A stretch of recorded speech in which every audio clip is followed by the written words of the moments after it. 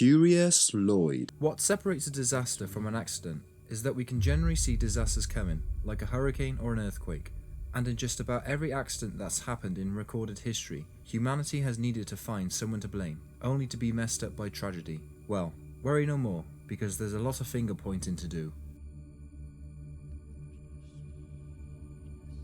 The Titanic crew were warned about icebergs. The great cruise liner, the Titanic, was doomed from the beginning, if for no other reason than the fact that it was dubbed unsinkable by people who have clearly never seen the effect of water on metal in their lives. That was apparently the karmic equivalent of trying to make toast in the shower before work, because soon enough, the Titanic sunk.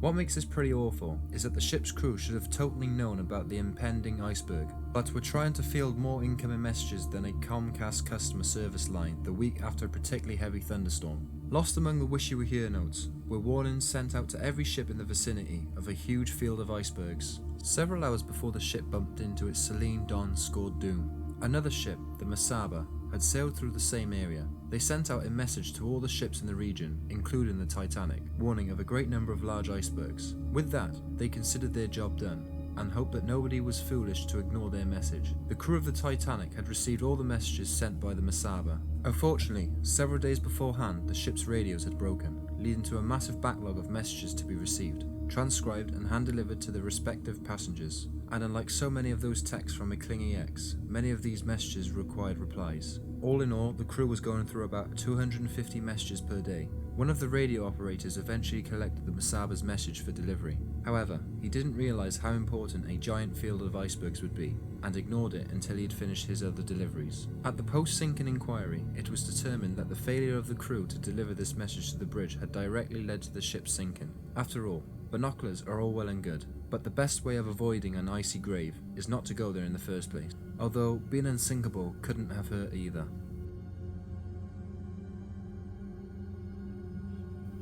The 1970 Younggay Avalanche. The Younggay Avalanche of 1970 is one of the deadliest avalanches in history. It wiped out the Peruvian town of Younggay, killing most of its 20,000 residents. Triggered by an undersea earthquake, an apocalyptic wave of rock, ice and mud travelling at 120 miles per hour smashed into the town. And all of this could have been avoided if the government had listened to the pair of mountaineers who warned them about this exact same thing 8 years earlier. David Bernays and Charlie Sawyer were climbing the nearby Mount Huascaran when they noticed a large amount of loose bedrock underneath the glacier that was called Glacier 511, knowing how this area was prone to earthquakes. As it happens, this particular glacier was responsible for another earthquake in 1962. They returned to civilization and began warning everyone they could find. Proving that the media has never known how to report the news properly, they exaggerated Bernays and Sawyer's warning, with some claiming that the mountaineers and scientists had predicted the Dante-esque and the gigantic avalanche. Understandably, the government wasn't happy about Bernays and Sawyer believing the media's hype. They ordered the pair to take back their story or face prison time, because it's simply easier to give a joke about the forthcoming snowpocalypse. They also ordered the panicked residents of Younggay to return to their homes and place their faith in God, which was handy, because anyone still placing their faith in the mountaineers was prosecuted for disrupting public tranquility. Alexander Fleming foretold the rise of antibiotic-resistant superbugs in 1945. One of the biggest arguments that anti-vaccine sheep will make, that is that vaccines are pointless because diseases will always find a way to evolve. This is possibly the world's worst oversimplification, but some infections have developed an immunity to commonplace antibiotics, and as of such, they wreak havoc on unsuspecting human bodies. They also have a nasty habit of hiding in hospitals, which tend to be full of people with weakened immune systems. According to the CDC, these bugs are annually responsible for 23,000 deaths, 2 million bouts of illness, and 0 superheroes. We can't say that we weren't warned. However, Alexander Fleming, inventor of penicillin and the basis for many painkiller addictions, was calling this out back in 1945 in a speech given out after receiving a Nobel Prize for Medicine that year. He thanked the audience by conjuring up images of the future in which humanity's only hope of surviving Germageddon is by downing shots of glasses of penicillin. He then uttered an evil laugh and disappeared into his volcano lair, conveniently safe from the first outbreak of superbugs in 1946. You could say the human race sucks at medicine, although it is improving.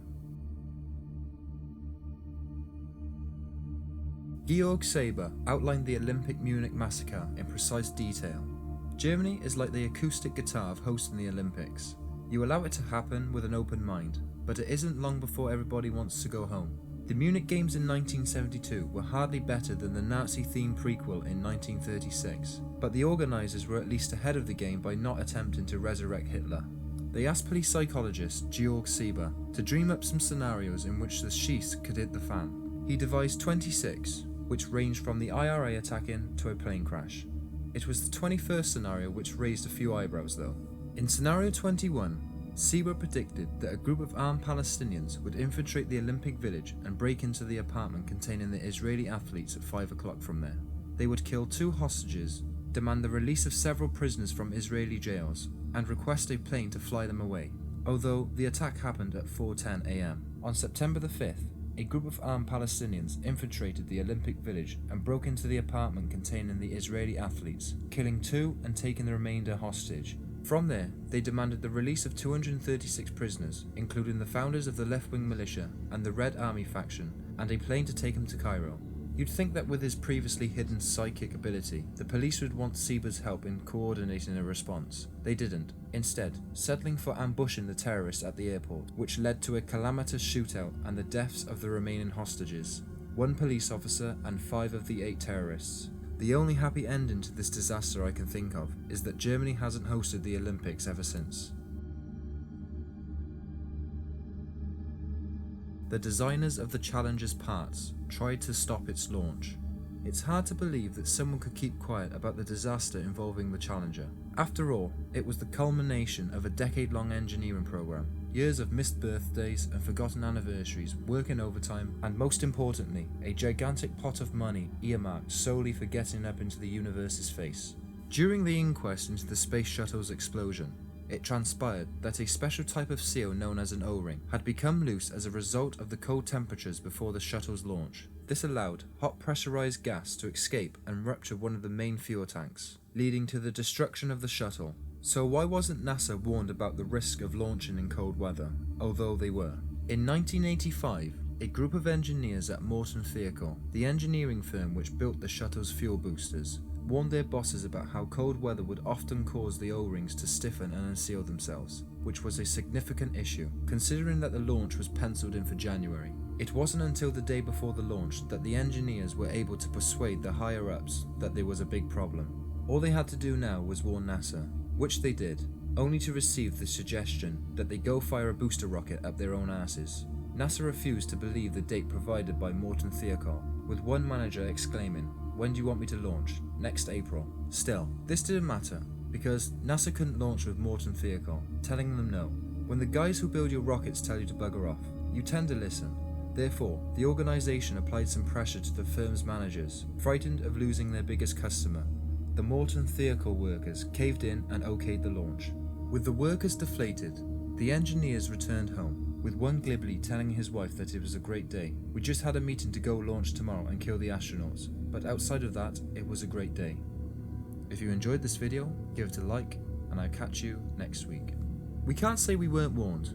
However, Alexander Fleming, inventor of penicillin and the basis for many a painkiller addiction. What did I just say there? A basis for many a painkiller addiction. That makes no sense. Why have I said that? I'm special. Bugger. Let's try that again.